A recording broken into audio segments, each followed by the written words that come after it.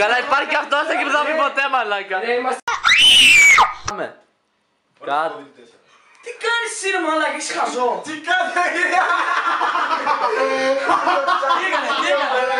τον ηλίθιο ψαλίδιο μαλάκας. Ναι ο μαλάκας. Καλησπέρα μπαμπά.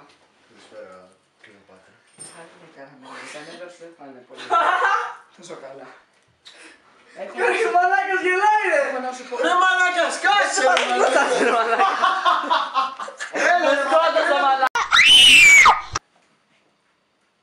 Καλησπέρα μπαμπά. Καλησπέρα, κύριε Πάτρα. Πάρε μια καραμέλα.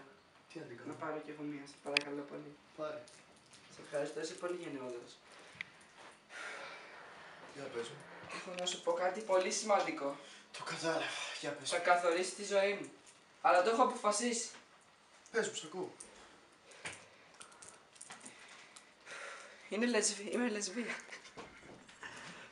Δεν κάνει γελάμε ρε μαλάκα τώρα. Μαλάκα, δεν είναι τώρα. Έχω ερωμένη. Έλα, το γαμίσαμε, χέστο. Έλα, Αφροξυλάνθη, πες μου. Πώς είσαι καλά? Πώς να είμαι εδώ, μου είπε κάποια νέα η αδερφή σου. Θα σου πω κάτι, αλλά μην το πάρεις στραβά. Πες μου τι εσύ, παιδί μου. Πώς να σου το πω τώρα? Πες το μου κι εσύ. Όσο το κρατάτε πιο πολύ, τόσο πιο πολύ νευριάζω. Πείτε το.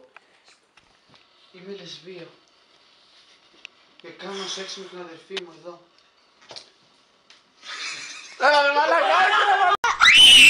Προσπαθώ.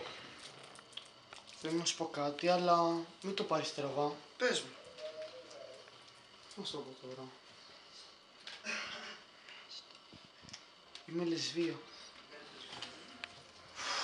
Κάνω σεξ με την αδερφή μου κάθε μέρα.